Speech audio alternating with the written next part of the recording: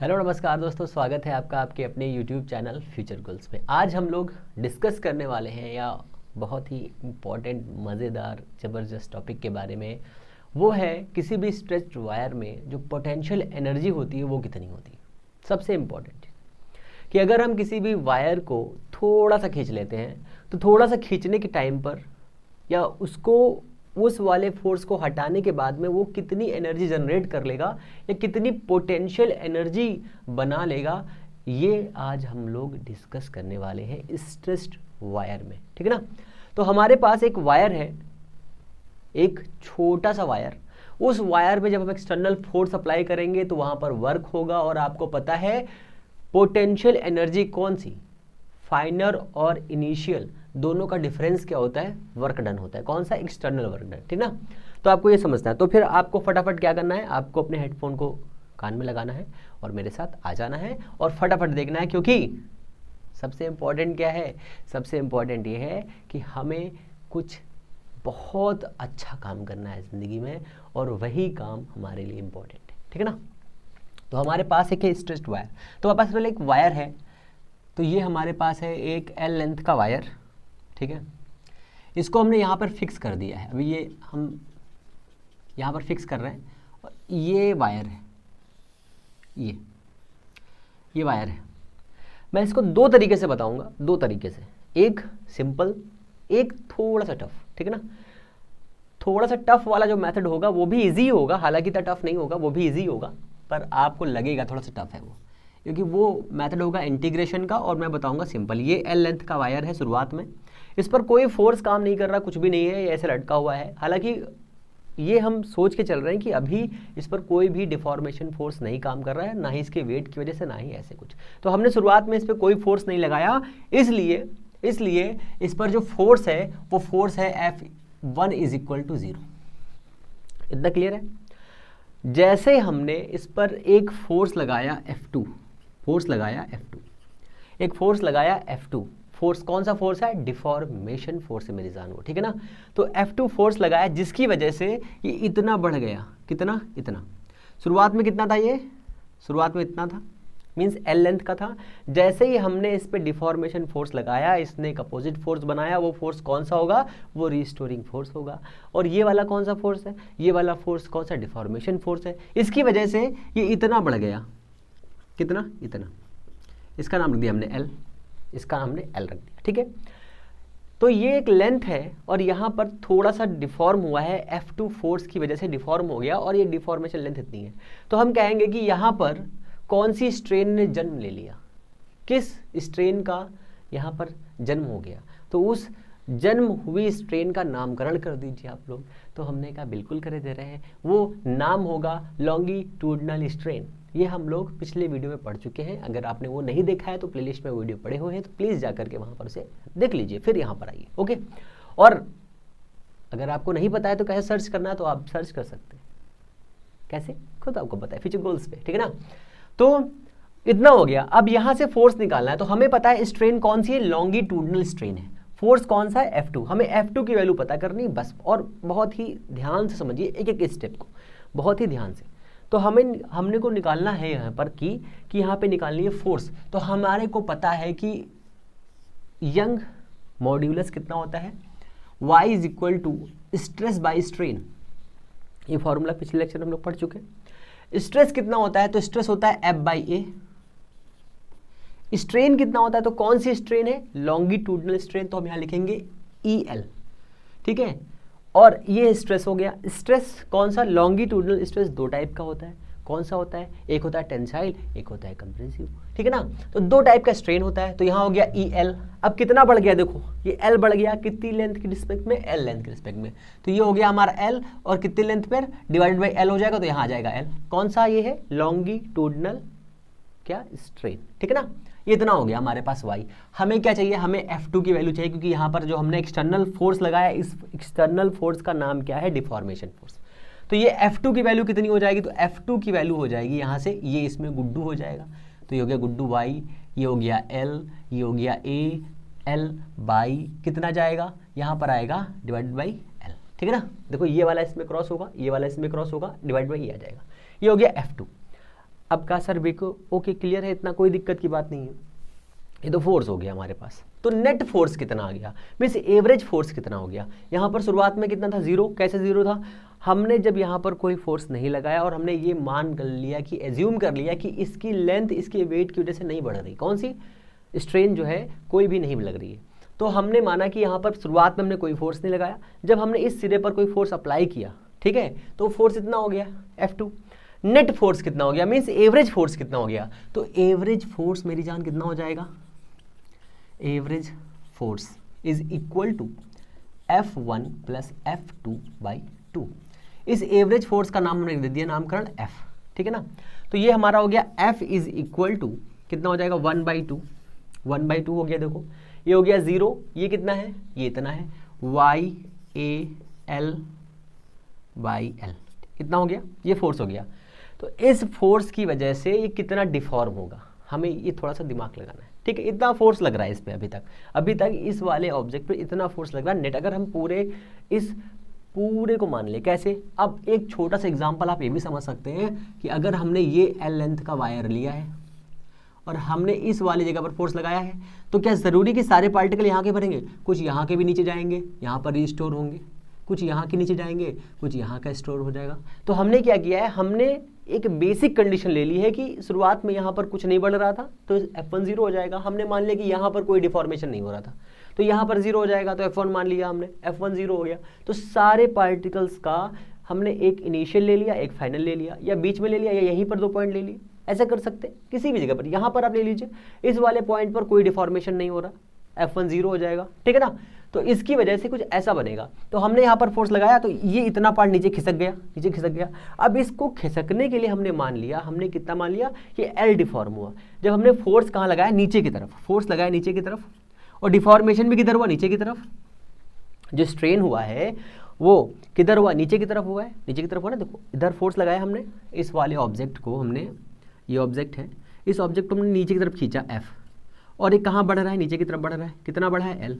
तो हम समझ गए, और हमें पता है, क्या पता है हमें ये पता है कि जब भी हम किसी भी ऑब्जेक्ट पर फोर्स अप्लाई करते हैं और वो थोड़ा सा डिस्प्लेस होता है तो वो क्या करता है, वर्क डन करता है। तो यहाँ पर एक ये वर्क डन कर रहा है, पर क्या ज़रूरी है कि वो F2 की वजह से कर रहा है। अब ये बहुत ही समझने वाली बात है, बिल्कुल नहीं, क्योंकि यहाँ पर सारे पार्टिकल बढ़ रहे हैं तो हमने मान लिया कि एक एवरेज फोर्स ऐसा होगा जिसकी वैल्यू ये होगी, और वो एवरेज फोर्स इसको नीचे ढकेल रहा होगा मतलब खींच रहा होगा, स्ट्रेन क्रिएट कर रहा होगा। वो जो स्ट्रेन क्रिएट होगी मेरी जान, वो क्या होगी, वो होगी आपकी strain E is equal to L/L, ये L/L होगी, स्ट्रेन इतनी होगी, और छोटा सा वर्क डन होगा, छोटा सा work done, DW is equal to force, कौन सा, एवरेज वाला फोर्स, ठीक है, देखो एवरेज F, ठीक है, और कितनी डिस्प्लेस हो रही है, तो DL मान लीजिए। अगर DL लगाना चाहे तो DL लगाइए, नहीं तो L सिंपल लगाइए। चलिए DL हटाइए, ये भी D हटाइए। W is equal to work is equal to force multiplied, क्या करते हैं, डॉट निकालते हैं, किसका, F.L, और क्या करेंगे, कॉस थीटा, दोनों के बीच का एंगल बता दीजिए कितना है। अब देखो फोर्स इधर लग रहा है, L भी इधर बढ़ रहा है, दोनों के बीच का एंगल थीटा 0, तो ये हो गया F और ये हो गया L। F कितना है, इतना है, तो F की वैल्यू 1/2 YAL²/, देखो यहाँ पर L है, यहाँ पर भी L है, L और L, एक L दूसरे L से गुणा होगा तो क्या हो जाएगा, L² हो जाएगा। ये हो गया L डिवाइड बाई L। ये डिवाइडेड बाई जो L लिया है वो L कौन सा है, तो हमने एक्सटर्नल फोर्स कितना क्रिएट किया इस पे, इतना। अब बहुत ध्यान से समझिएगा, हमने इस पर एक्सटर्नल फोर्स अप्लाई किया प्लस में इतना, ठीक है, और जैसे ही हम फोर्स हटाएंगे वैसे ही इसमें एक एनर्जी क्या हो जाएगी, बताइए, एक ऐसी एनर्जी हो जाएगी। शुरुआत में यहाँ पर एनर्जी कैसी थी, शुरुआत में इस जगह पर, इस वाली जगह पर शुरुआत में एनर्जी कितनी थी, मान लीजिए 0 थी। हालांकि किसी भी रिजिड बॉडी में जो पहला लेक्चर हमने बताया था उसमें एनर्जी कैसी होती, कौन सी, पोटेंशियल एनर्जी निगेटिव होती है ना, ठीक है ना। तो इनिशियल हमने मान लिया 0 है, और जब हमने इसको स्ट्रेस्ड किया, ठीक है, तो ये क्या हो गया, इतनी एनर्जी इसने हमें लगी इसे बढ़ाने के लिए। तो यहाँ पर कोई एनर्जी आ गई होगी इस पॉइंट पर, यू फाइनल कोई एनर्जी आ गई होगी, यू फाइनल, ठीक है। अब हमें पता है कि U final minus U initial is equal क्या होता है, U final minus U initial is equal to work done होता है, ये आपने पढ़ रखा है पहले से ही, ग्रेविटेशन मैंने बहुत अच्छे से पढ़ाया है। U final minus U initial work done, इतना क्लियर है ना। अब देखो यू इनिशियल कितना है 0, सभी पार्टिकल कौन सी स्टेट में रहना चाहते हैं, मिनिमम एनर्जी में रहना चाहते हैं, तो यहाँ पर कितनी 0 एनर्जी थी। अब हमने इस पर एक्सटर्नल फोर्स अप्लाई कर दिया और अप्लाई करने के बाद हमें इतना वर्क करना पड़ा, इतना वर्क करना पड़ा ना, तभी तो खींचा। अब जैसे ही इतना, इसको थोड़ा सा हैशटैग कर देते हैं, हैशटैग। जैसे ही हमने इस पर से डिफॉर्मेशन फोर्स हटाया, जैसे ही हमने इस पर से डिफॉर्मेशन फोर्स हटाया, ये वर्क डन क्या करेगा, ये वाला जो वर्क हुआ है, जैसे ही हमने इस पार्टिकल को खींचा, खींचे रहे, अब स्ट्रेच हो गया ये, ठीक है, टाइट हो गया, स्ट्रेच्ड हो गया। अब जैसे ही छोड़ेंगे ये वापस जाएगा, वापस जाने के लिए इसके पास कोई एनर्जी होनी चाहिए, क्योंकि हमको पता है बिना एनर्जी कुछ होता ही नहीं है। जैसे मान लीजिए कि एक वायर है और इस वायर को जब हम खींच लेंगे, ठीक है, खींचने के बाद में हमने इस पर कोई फोर्स लगाया होगा जिसकी वजह से वर्क हुआ होगा, वो वर्क हमारे पास अभी भी इसको पकड़े हुए है। जैसे हमने छोड़ा ये वापस गया, स्प्रिंग वाला, ठीक है ना, जैसे हमने इसे छोड़ा ये वापस चला गया। वापस जाने के लिए भी एनर्जी होनी चाहिए, वो जो एनर्जी है उस एनर्जी का नाम क्या है, उस एनर्जी का नाम है मेरी जान क्या, पोटेंशियल एनर्जी। किसकी, इस वायर के पास में, इस एल लेंथ के वायर के पास में जब हम इसे स्ट्रेच करके छोड़ देंगे तो जो एनर्जी इसके पास में क्या हो जाएगी, स्टोर हो जाएगी, वो स्टोर एनर्जी का नाम क्या होगा, पोटेंशियल एनर्जी, ठीक है ना, ये तो क्लियर है। अब वो एनर्जी का नाम क्या हो जाएगा, वो एनर्जी का नाम तो आप समझ गए क्या हो गया, पोटेंशियल एनर्जी हो जाएगा। और वो एनर्जी किसके फॉर्म में होगी ये भी ज़रा देख लीजिए। वो एनर्जी जो हमने बताई है आपको, वो एनर्जी कितनी होगी सबसे पहले, फिर दूसरी कि उसकी वैल्यू जो आई है, जो वैल्यू आई है उसकी, वो कितना होगा उसका मान, और उसे रिप्रेजेंट कैसे करेंगे, तीनों चीज़ समझ लो फटाफट। तो हमारे पास जो एनर्जी आई है, जो वर्क डन हमने एक्सटर्नल किया है, वो कितना है, W is equal to 1/2 AL²/L, ये तो है ना, यही तो है हमारे पास है। ओके, इतना हो गया। अब कहेंगे होगी मेरी जान, इतना ही हुआ तो क्या, ठीक है, ओके। दो बढ़िया से क्वेश्चन भी कराऊंगा अभी आपको, मजा आ जाएगी जिससे। तो हमारे पास W कितना आया है, W हमारे पास आया है, W 1/2 आया है पहले तो, फिर A आया है, A आया था ना, कुछ A आया था ना, हाँ ओके, Y भी तो आया था, Y आया था, A आया था, L² आया था, L आया था, इतना तो आया था ना W। ये हमारे द्वारा एक्सटर्नल वर्क है, एक्सटर्नल वर्क, ठीक है ना, एक्सटर्नल वर्क है ये हमारा, ओके। अब जब ये एक्सटर्नल वर्क है हमारे पास में, और जो पोटेंशियल एनर्जी क्रिएट हुई है, वो पोटेंशियल एनर्जी का formula U final minus U initial is equal to work done. अब देखो कहेंगे सर यहाँ पे नेगेटिव तो पॉजिटिव बन रही है, आप तो नेगेटिव बनाते थे, बिल्कुल ठीक है। देखो यहाँ पे अब U फाइनल कितना आएगा, तो U फाइनल जो एनर्जी इसमें स्टोर होगी वो कितनी हो जाएगी, वो एनर्जी हो जाएगी U is equal to ½ YAL²/L। ये हो गया हमारा पोटेंशियल एनर्जी, इसके पास में इतनी पोटेंशियल एनर्जी होगी, ठीक है ना। अब हम कहेंगे कि ये जो वायर हमने लिया था, ये वायर कुछ इस टाइप का था, मान लो इस टाइप का था, ठीक है, मीन्स सॉलिड था, इसके साथ में लेंथ भी थी, एरिया भी था, सब कुछ था इसके पास में। तो इसके पास एक वॉल्यूम होगा, उस वॉल्यूम का नाम क्या होगा, A × L, area multiplied length, volume हो जाएगा, ठीक है, ओके हो गया, वॉल्यूम हो गया। तो वॉल्यूम के साथ में अब इस फॉर्मूले को गौर से देखिए, गौर से क्या देखना है इसमें, सर कुछ वही तो दिख रहा है। तो देखो इस वाले फॉर्मूले को कुछ इस तरह से लिख सकते हैं, y, ये हो गया y, फिर ये हो गया a, और यहाँ पर एक l है, हमने एक l अपने मन से कर दिया, और ये एक l हो गया, और एक ये l हो गया, और हमने कर दिया ये L²। ये l जो स्मॉल l है वो क्या है, वो स्ट्रेन की वजह से इंक्रीज हुई लेंथ है, ठीक है ना, इतना हो गया। अब देखो ये क्या बनेगा, v बनेगा, तो u is equal to 1/2 y v क्या है, वॉल्यूम, ये है L/L का होल स्क्वायर। आप कहेंगे sir E is equal to L/L होता है, E क्या है, लॉन्गिट्यूडनल स्ट्रेन, ठीक है ना। अब यहाँ पे वैल्यू रख दीजिए, तो U/V ये क्या बनाएगा, ये बनाएगा UE, ठीक है ना, इज इक्वल टू ½ Y, और ये क्या बनाएगा E², ठीक है। आप कहेंगे सर ये UE किस चिरैया का नाम है, तो इसे हम कहते हैं, इसे कहते हैं, जैसे मास डेंसिटी होता है ना, मास डेंसिटी, थोड़ा सा इसको समझ लो, मास डेंसिटी, मास डेंसिटी में मास का फॉर्मूला होता है m is equal to V into D, ये होता है फॉर्मूला। तो m by V is equal to, ये होता है डेंसिटी, डेंसिटी ये होता है ना।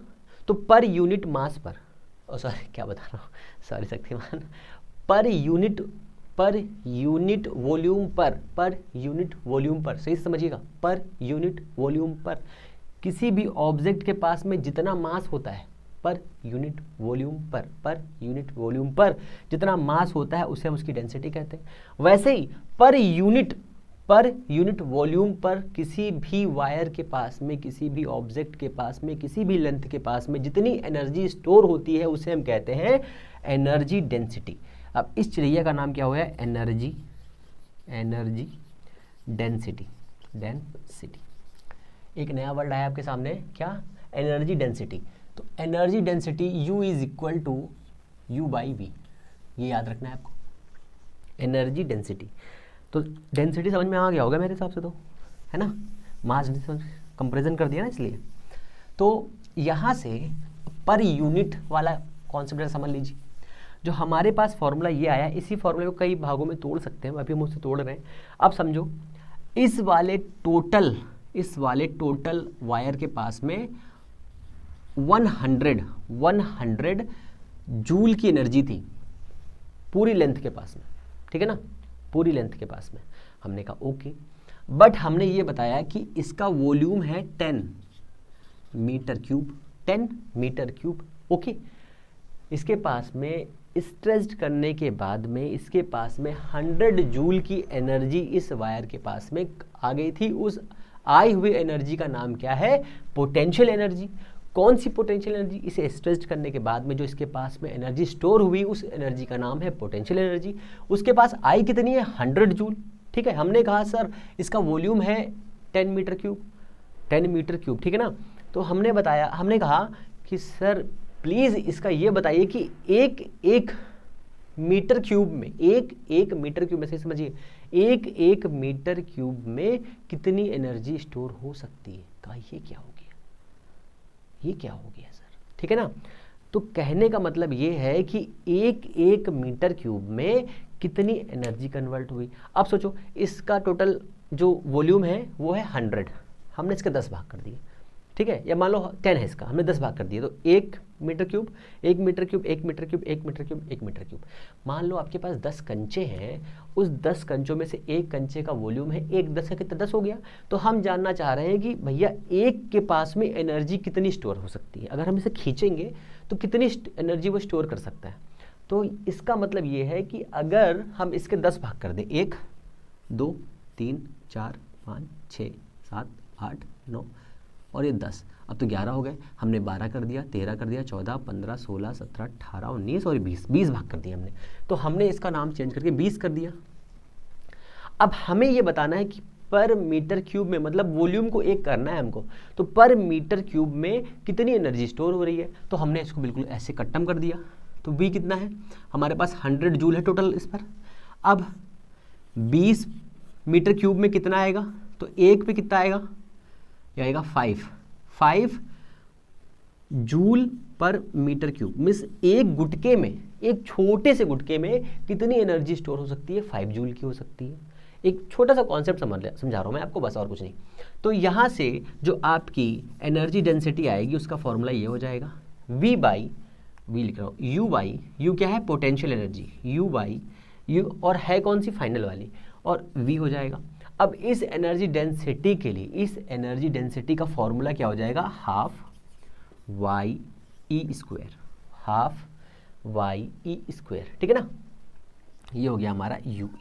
ये वाला फॉर्मूला आपको याद रखना है। अब इस फॉर्मूले के कई फॉर्मूले छोटे भाई बहन हैं, इन फॉर्मूलों को भी देख लेना है जरा सा, छोटे भाई बहनों को भी समझ लेना है, ठीक है ना, क्योंकि वहीं से थोड़े बहुत फॉर्मूले पूछे जा सकते हैं, घुमा के पूछ लेगा आपसे, तो क्या करेंगे बताइए। तो कुछ कर नहीं सकते, क्योंकि आपको तो बताना ही बताना है भाई साहब, है कि नहीं। मज़ा आया कि नहीं बताओ पहले हमको, इस मेथड से, इंटीग्रेशन वाला मेथड छोड़ के मज़ा आया। मज़ा आना बहुत ज़रूरी है ज़िंदगी में। सोचो सभी लोग जो हैं ज़िंदगी में कैसे रहना चाहते हैं, बिना स्ट्रेस के, है ना। ज़िंदगी में सभी लोग बिना स्ट्रेस के रहना चाहते हैं। क्या ऐसा पॉसिबल है? बिना स्ट्रेस लिए कोई आदमी रह सकता है? तो कोई नहीं रह सकता सर, है ना। पर फिजिक्स हमारी ज़िंदगी में कुछ ऐसे ही रिलेशन प्रूव करती है। कौन से रिलेशन? कि हम जब स्ट्रेस में हैं तो हमारे पास में कितनी एनर्जी है, स्ट्रेस में है तो कितनी एनर्जी है, स्ट्रेस में नहीं है तो कितनी एनर्जी है।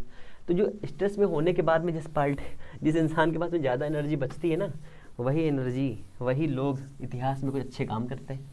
आप कहेंगे सर इतिहास, तो अब इतिहास भूगोल में आ गए।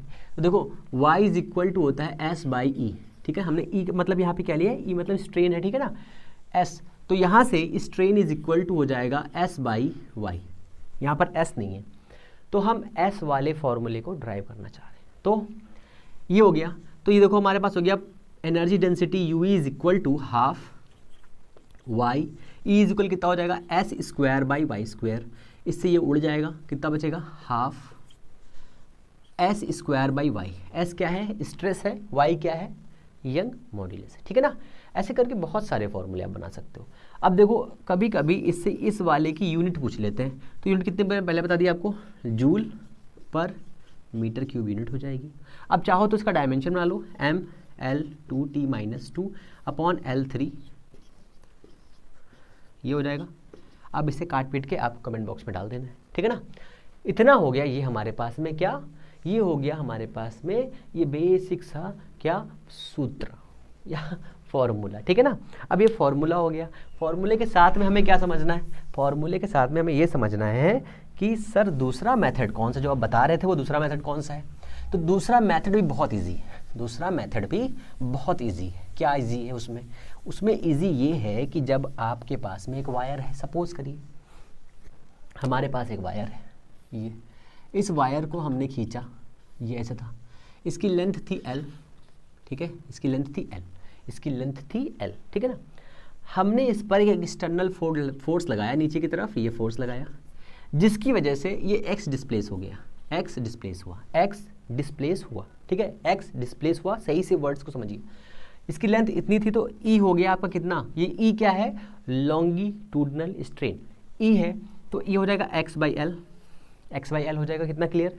फोर्स कितना हो गया, तो कहेंगे सर स्ट्रेस कितना हुआ, तो स्ट्रेस हो गया आपका F/A, F/A स्ट्रेस हो गया। कहा सर बताइए अब यंग मॉड्यूलस कितना हो जाएगा, y is equal to F/A और x इंटू L हो गया।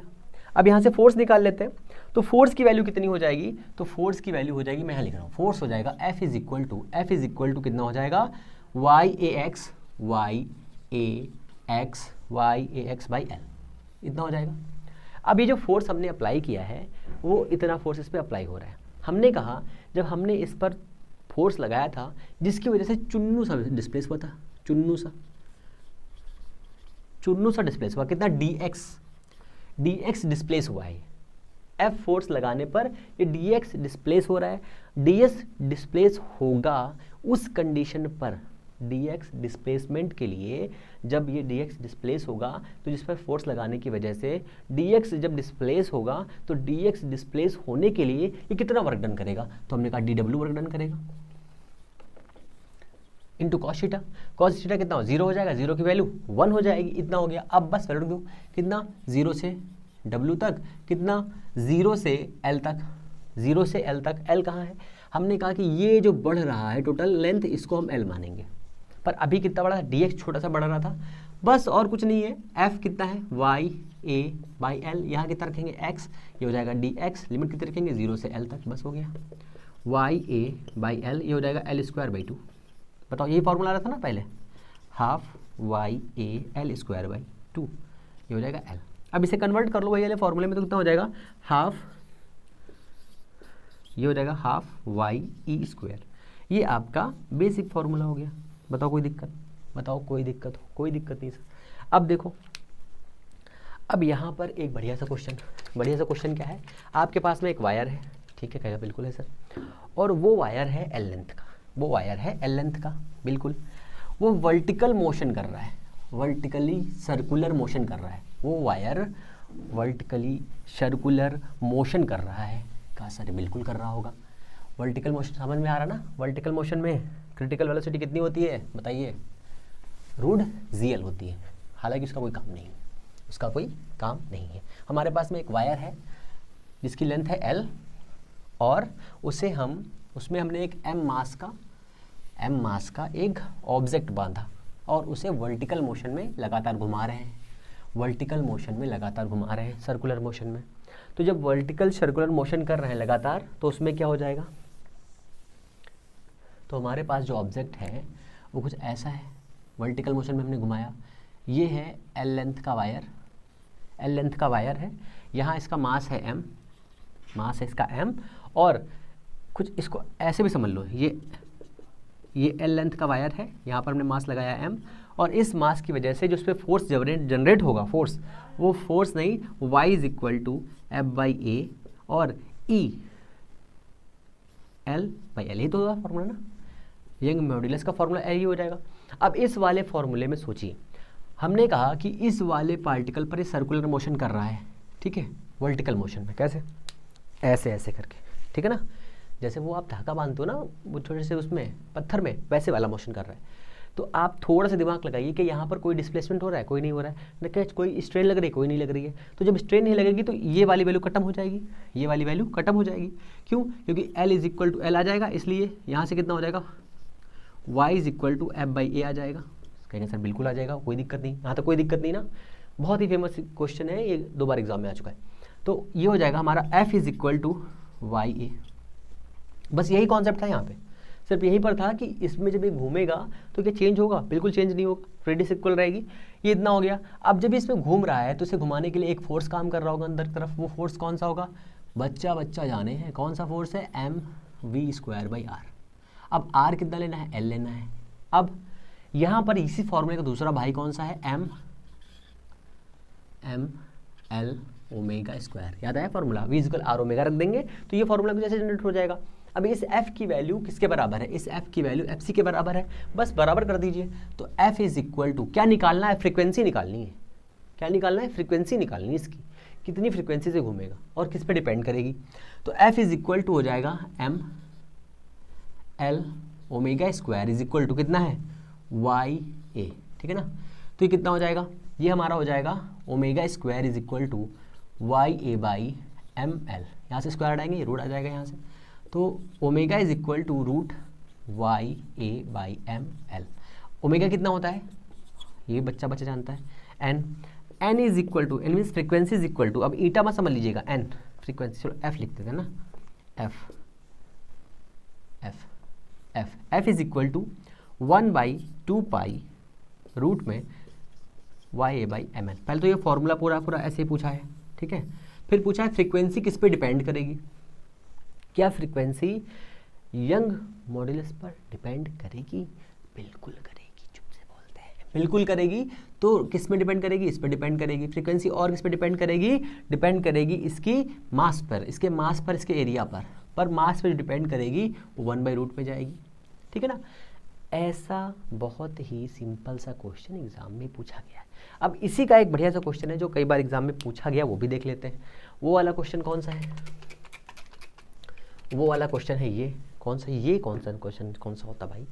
ये क्वेश्चन ये है कि आपके पास में ऐसा एक फॉर्मूला दिया है बस, और उस फॉर्मूले को कई बार अलग अलग तरीक़ों से ड्राइव किया गया है। ड्राइव करने का मतलब ये है कि उसे कई बार परिवर्तित किया गया है। परिवर्तित कहेंगे सर, ये परिवर्तित क्या हुआ? चेंज किया गया है। कैसे चेंज किया गया ये देखना है बस, ठीक है ना। फॉर्मूले को मतलब एक एक्स्ट्रा लेवल पे लेके गए हैं बस, और कुछ नहीं किया है। फॉर्मूले को एक एक्स्ट्रा लेवल पे लेके गए हैं बस, और कुछ नहीं। अब जब फॉर्मूले को एक्स्ट्रा लेवल पे लेके जाएंगे तो क्या हो जाएगा? तो यही वाला एक वायर हमारे पास में है, और उस वायर में ना ही फोर्स दिया है ना ही मास दिया है, लेंथ और डेंसिटी के बारे में दिखाया है बस, उसके बारे में देखना है हमको। तो हमारे पास एक वायर है, इसका वॉल्यूम है V, वो होता है A इंटू एल, ये हो गया इतना, L लेंथ का वायर है, ठीक है ना। डिफॉर्मेशन फोर्स F लगा दिया, इसकी वैल्यू हो जाएगी mg। मैं बहुत सिंपल कर दे रहा हूँ, F इंटू जी, ठीक है ना। अब देखो y इज इक्वल टू होता है F by A into small L by capital L, small L by capital L, इतना रहेगा। एम जी, तो ये हो जाएगा M G L by A, और ए और कहाँ चला गया हमारा एल, इतना हो गया। अब ये पूछ रहा है कि इसमें सेल्फ की वजह से, जो ये सेल्फ है, मतलब सेल्फ का मतलब क्या है, खुद की वजह से कितना डिफॉर्मेशन आ जाएगा और उसकी लेंथ कितनी होगी। तो ये वाला एल जाएगा इधर और ये वाला जाएगा इधर, पर ये वाला फॉर्मूला ऐसे नहीं दिया था, ऐसे नहीं दिया था, ठीक है ना। सबसे पहले जब ये वाला फॉर्मूला आएगा तो पूछेगा कि भैया बताइए कि यहाँ पर कितना डिफॉर्म हो जाएगा, उसकी लेंथ कितनी। तो अगर आपने ये लगाया तो आप गलत हो जाएंगे। कैसे, मैं पहले बता चुका हूँ पहले वाले वीडियो में, वो आपको देखना है। यहाँ पर 1/2 हो जाएगा, क्यों, यहाँ पर लेंथ इसकी 0 रहेगी, यहाँ पर इसकी एल रहेगी, एवरेज निकाल देंगे 1/2 आ जाएगा। कहेंगे सर बिल्कुल आ जाएगा, बट ये वाला फॉर्मूला ऐसे नहीं दिया था, इसके एक स्टेप के आगे दिया था। एक स्टेप आगे क्या है, अब देखो ये जो m दिया है, इस वाले m को हम क्या लिख सकते हैं, v इंटू डी लिख सकते हैं, या रो लिख सकते हैं, बिल्कुल लिख सकते हैं। ये एक हमारा जो ये दिया हुआ है रेक्टेंगुलर है, इसका जो एरिया होगा वो इतना होगा और इसकी लेंथ l है, ये हो जाएगा रो। m इज इक्वल टू, हम इतना लिख सकते हैं, लिख दीजिए यहाँ पर, l is equal to half A L rho g L by A Y. A से उड़ जाएगा, ए से उड़ जाएगा, हाफ हाफ, ये हो जाएगा L square rho G by Y. ये वाला दिया था कि कितना डिफॉर्मेशन आएगा उसकी लेंथ में, ये वाला आंसर दिया था। कैसे था, क्वेश्चन समझ लीजिए क्या था। एक एल लेंथ का वायर है या रॉड है जिसका एरिया ए है, ये मॉड्यूलस वाई, ठीक है ना, डेंसिटी रो है, ठीक है, मास वास कुछ नहीं दिया था उसमें, इतना दी हुई है, देखो, ठीक है ना। कितना डिफॉर्म होगा सेल्फ की वजह से, कितनी उसकी लेंथ जो है, स्ट्रेन कितनी बढ़ेगी, कितनी स्ट्रेन उसमें काम करेगी, ये क्वेश्चन है। तो L is equal to half L square rho G by L, Y हो जाएगा, ठीक है ना। ये आपका बेसिक सा क्या है क्वेश्चन है। अब इसमें क्या करना है, अब आपको करना है एक सुंदर सा काम। वो सुंदर सा काम ये है कि अगर चीज़ें पसंद आ रही हैं तो प्लीज़ चैनल को लाइक से सब्सक्राइब करिए, अपना प्यार ऐसे ही देते रहिए।